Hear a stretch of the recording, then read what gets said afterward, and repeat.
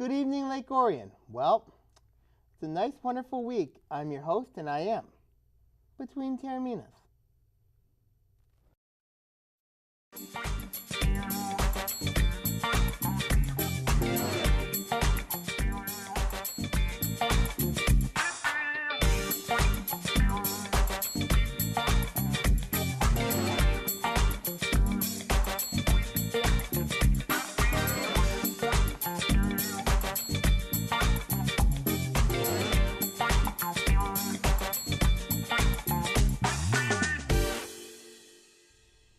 Yes, indeed. This is Between Taorminas here on ONTV. We need a new intro.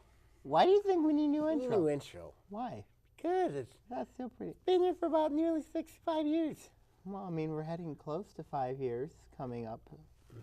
So let's talk about, for those of you guys wondering where Ian Weatherspoon is, Ian's not going to be on the show for 6 weeks. Ian is actually committing to his schoolwork, and he's getting that done. So had a nice talk. See how it goes. Let's talk about something that is very important to the Lake Orion community. The Lake Orion Dragons made the playoffs at 5-4. We'll recap the game first. You want to recap the game, the debacle at Bloomfield Yeah. Hills?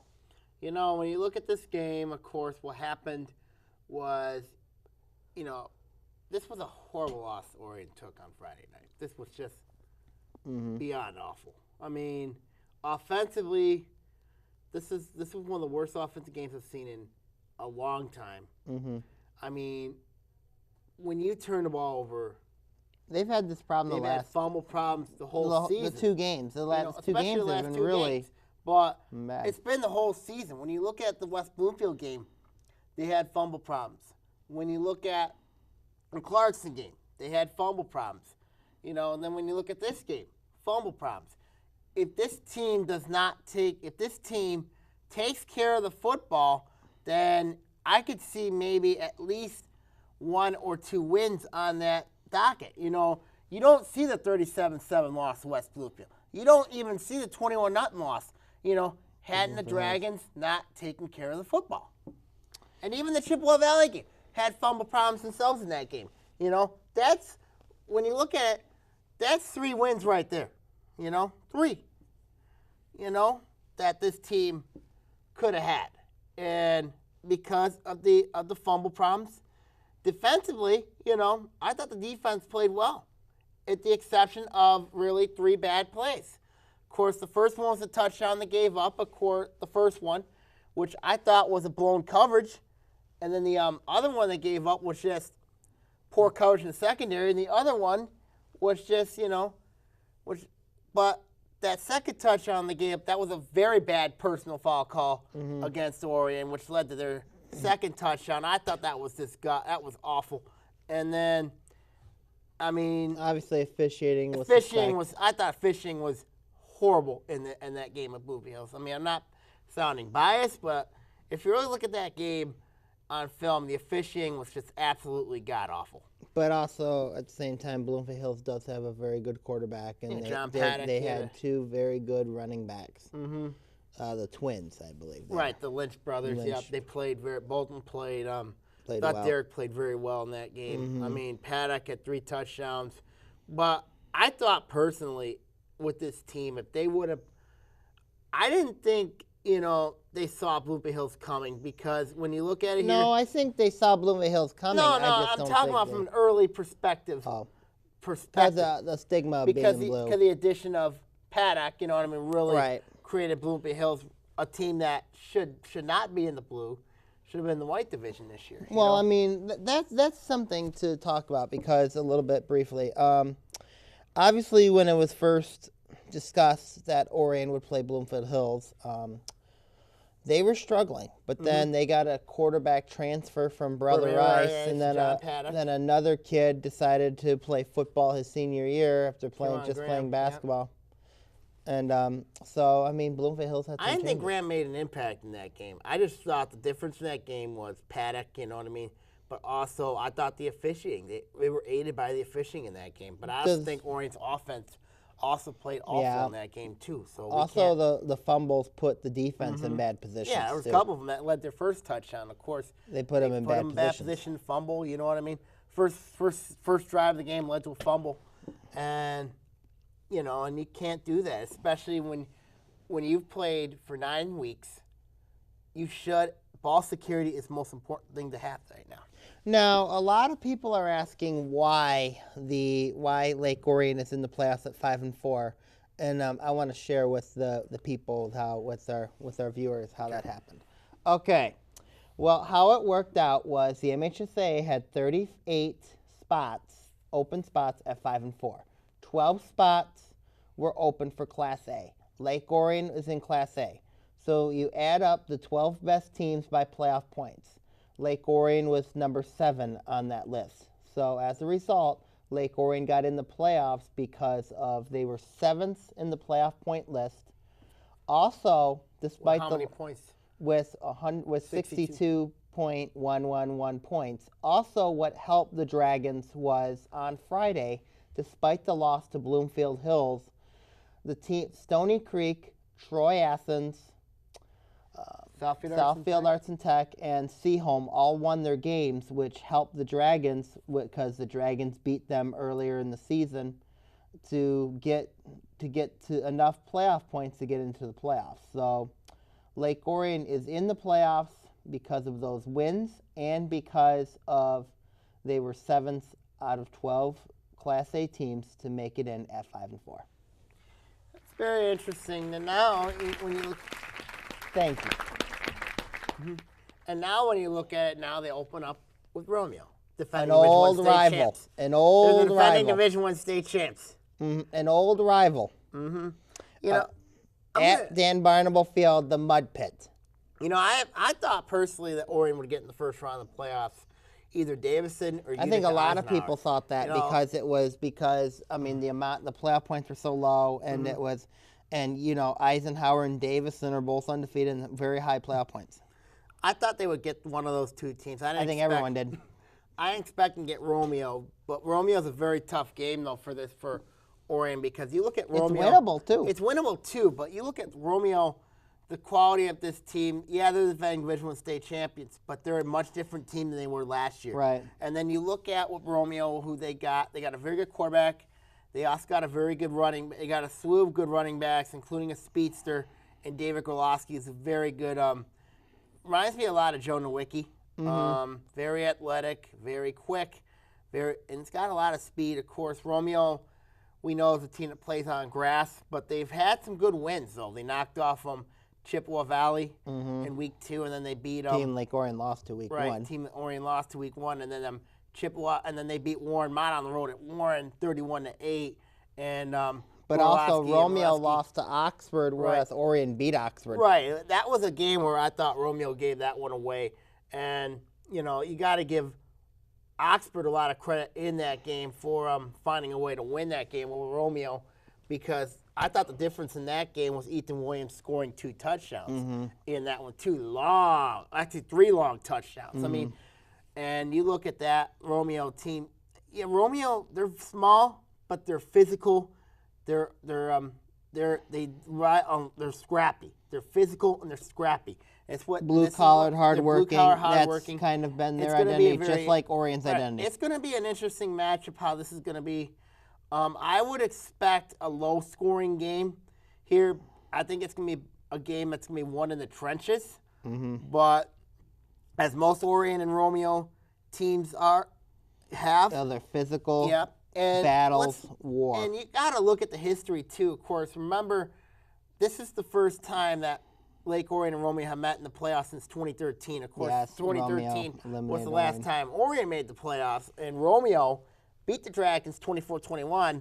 But this game's at Barnable Field. Lake Orion's won the last two games at Barnable Field. Yep. Our senior year in 2005 beat them 14-12. Yep. And then in 2007 we won on a field goal, of course. 14-12. No, it wasn't 14-12, but that was our game. I think it was 24-23 in that game. We'll have to look at the We'll have to look at the archives on that, but still Orion won. Still Orion won that game. And in 2008, Orion did win that game. As That was well. 24-23. Right. Actually, That was 24-23. 24-23. But I'm saying, you know, Orion has had success in Barnable Field. Orion winning this week? I think they win 13-10 because here's why. Well, we got to go to break. Okay. Very well. All right. We come back. We're going to talk about the Michigan State game here on Between Taorminas on ONTV.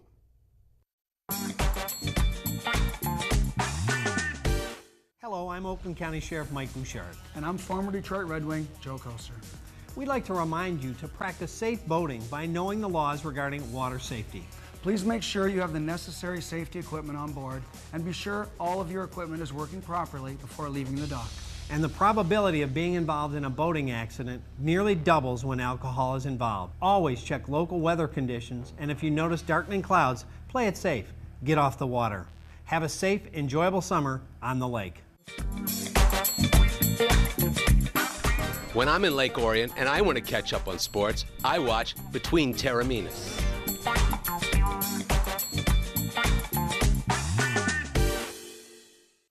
We own a Habitat home. I love working on my Habitat home. Soy dueño de una casa de Habitat. My neighbor is a Habitat homeowner. Being a Habitat homeowner has changed our lives. My mortgage payment for Habitat is less than what I pay for rent. Habitat for Humanity of Oakland County currently has homes available with mortgage payments lower than most rent payments. If you or someone you know needs decent and affordable housing, call 248-338-1843 or visit our website at habitatoakland.org.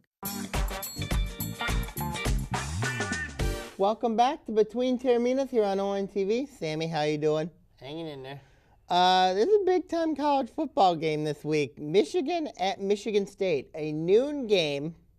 Michigan is projected to be an 18-point favorite over Michigan State. Michigan's the number 2 ranked team in the country, possibly the best team in the Big Ten. Michigan State has lost 5 in a row. It's been no one's picking Michigan State to beat Michigan. What is your opinion? You know, it's been a rough year for me, being a Spartan fan. I'm in 2 bets. Okay. I got one I'm contractually obligated to. Yep. If you want to know about this contractual obligation, I made a wager with Dan Haas. Of course, he is the principal at Scripps Middle School. Nice school, by the way. Very nice school. Great people there. So I made a contractual bet in June saying that Michigan was going to lose to Michigan State. It's in writing. And I was confident in Michigan State winning this game. And I still am confident Michigan State's going to win this game. Because Michigan State, yeah, they've lost 5 straight games. Majority of these were at home. 3 of them have been at home. I know that. 3 of them were in East Lansing. But I believe personally that this is going to change this week. Now, the wager I made with Dan Haas is loser has to wear opponent's colors. Whereas if I lose, I have to wear Michigan out, a Michigan shirt, which I don't think is going to happen. Where if Michigan State wins, then Dan Haas has to wear a Spartan shirt. And I got a nice Spartan shirt all planned out for him. So a lot of people say this is bleak and dark and dangerous for Michigan State. But I have confidence Michigan State is going to find a way and win this game. Because, one, they have, I believe, one of the best running backs in the Big Ten, L.J. Scott. And I also believe that if Michigan State can get their quarterback situation stabilized and their defense fixed, especially, and they have 2 guys named Malik McDowell and Riley Buller. Riley Buller was ejected last week against Maryland for targeting. If he wasn't ejected against Maryland for targeting, State wins that game. So I'm telling you right now, everything's looking bleak because of Mr. Heisman, known as Jabril Peppers.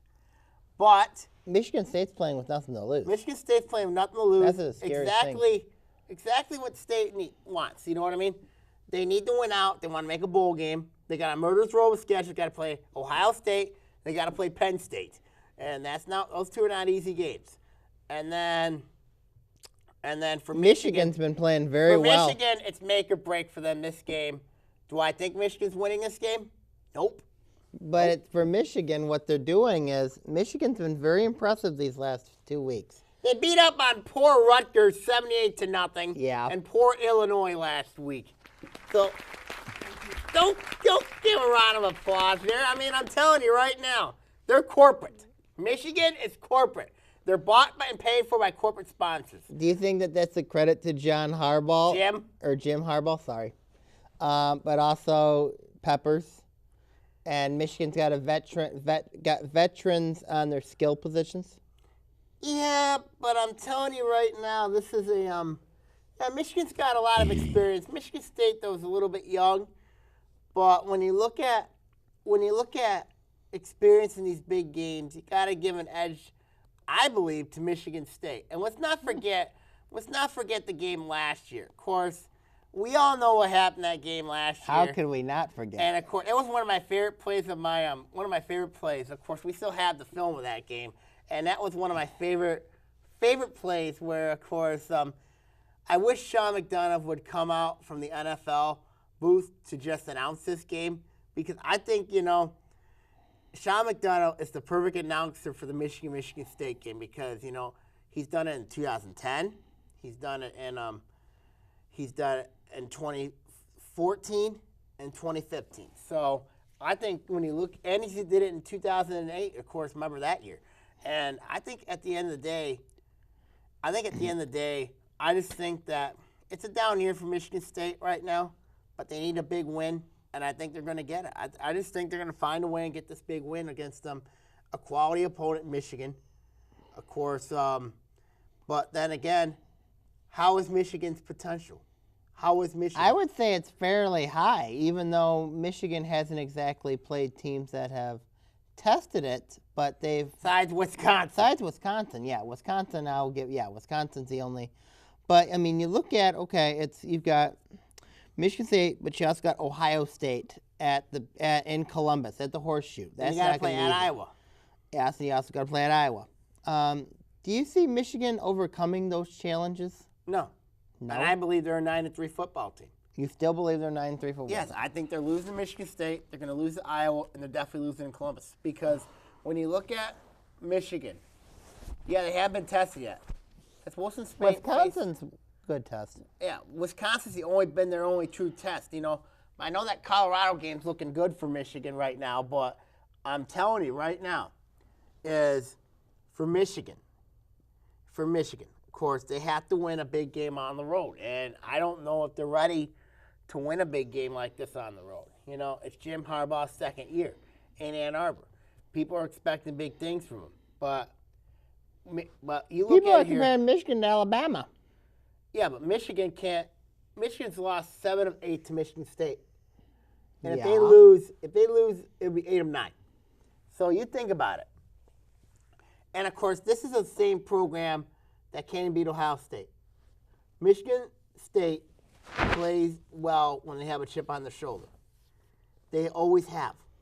And I think they're going to show up in this game. I think they're going to show up in this game, get amped up for this game, and I think they're going to come together, and I think they're going to beat Michigan.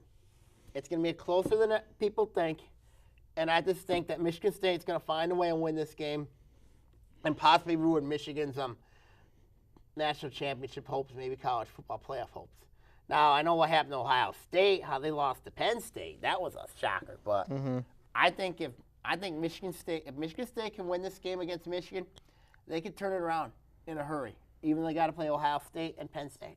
Those two are not easy teams. No. All right. We'll be right back with Between Taorminas on ONTV.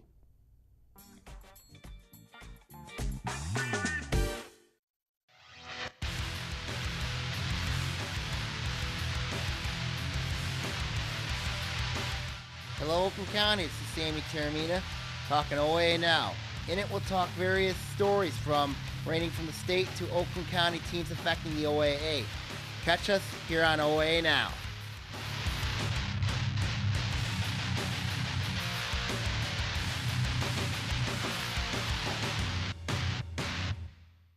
Hello, Lake Orion. It's Anthony Taormina, co-host of Between Taorminas. I want to let you know of a new show called History Now. In it, we're going to talk about global, national, and political events that occur in our lifetime. We're going to also have guests and also have co-hosts as well, and also plenty of surprises. Catch us on History Now here on ONTV.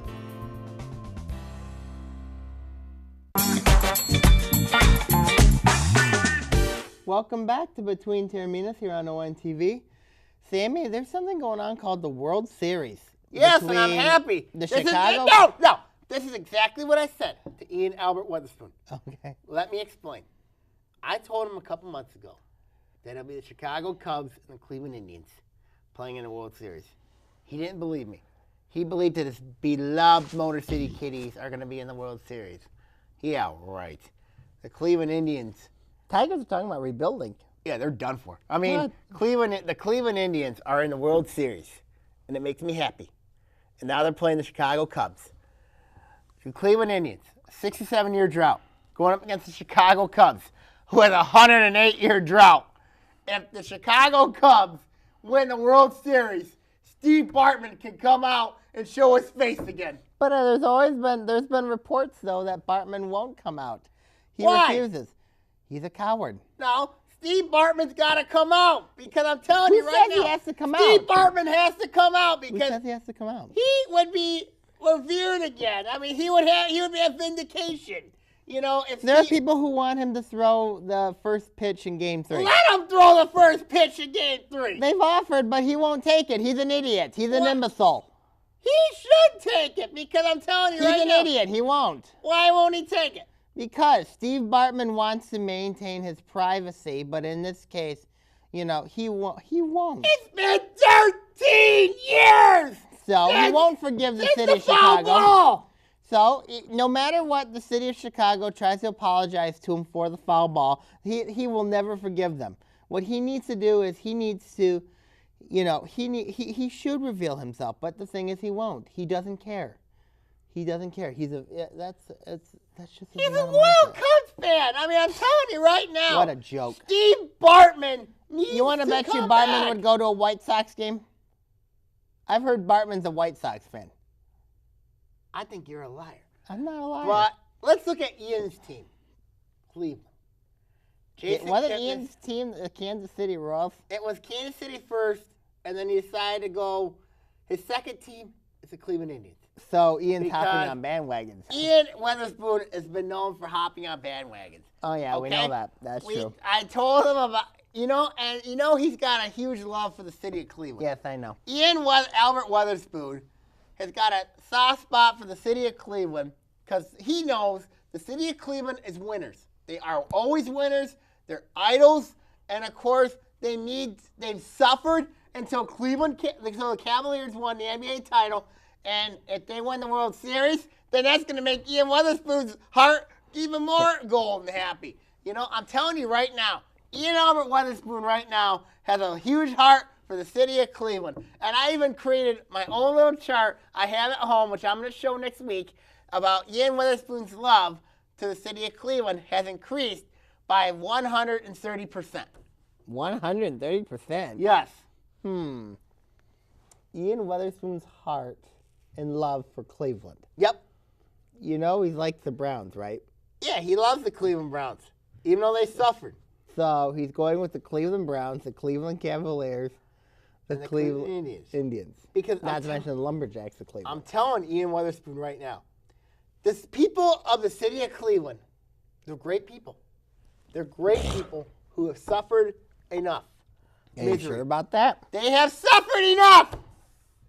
You know, look at it here from a perspective. If you're a Chicago Cubs fan, if you've been a Cubs fan your whole life and you've suffered for 108 years. You know, the last time they went to World Series was 1945. Yeah, the Tigers beat them. Yeah, when the Tigers beat them. And then you look at the Cubs, they're in the World Series again after 108 years. If they win the World Series, you know what? Hallelujah!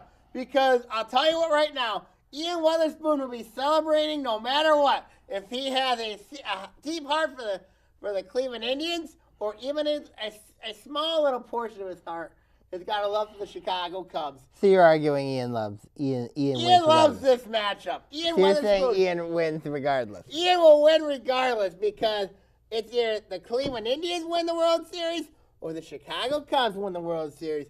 Because I'm telling you what right now, you know what they all have in common?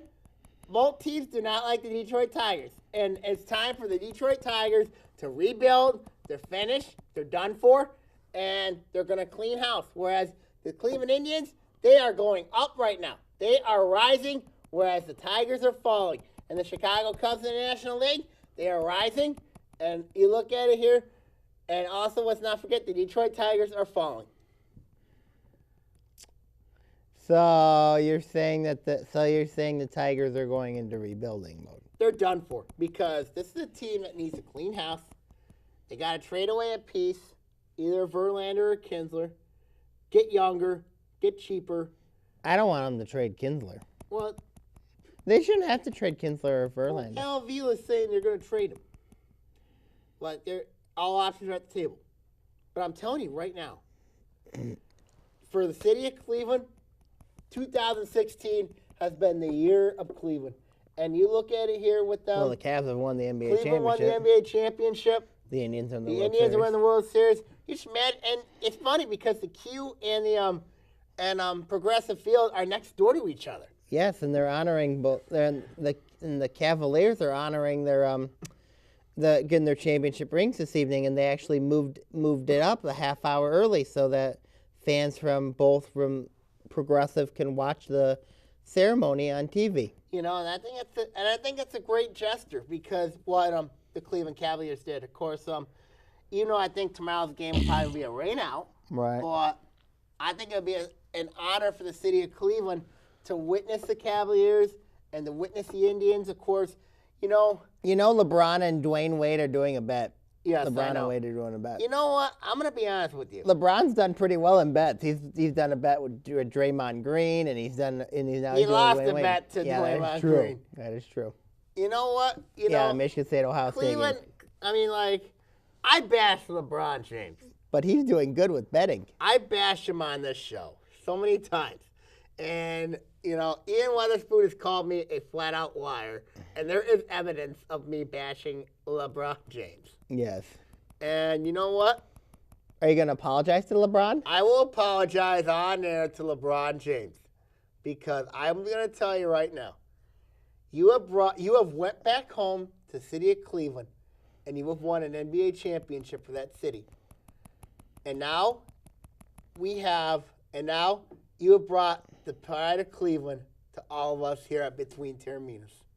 And I'm telling you, right now. Are you going to apologize? I'm going to apologize to you, LeBron James, and the city of Cleveland. For all your misdeeds. For all the misdeeds and all the suffering I've given you. Cleveland, Ohio, you are truly the city of champions. That's how I view Cleveland, Ohio. Wow, ladies and gentlemen, Sammy apologizing. What would Ian Weatherspoon say about this? Find out in 2 weeks. Any final thoughts? This is what I think about Ian Weatherspoon. Ian Weatherspoon. If I'm Ian Weatherspoon, this is what I say. I'm Ian Weatherspoon, and I apologize to the city of Cleveland for all I've said about you, about all the bad people in that city.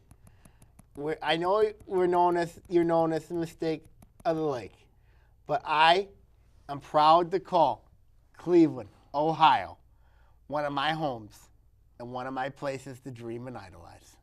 I will willing and happy to go to Cleveland, Ohio.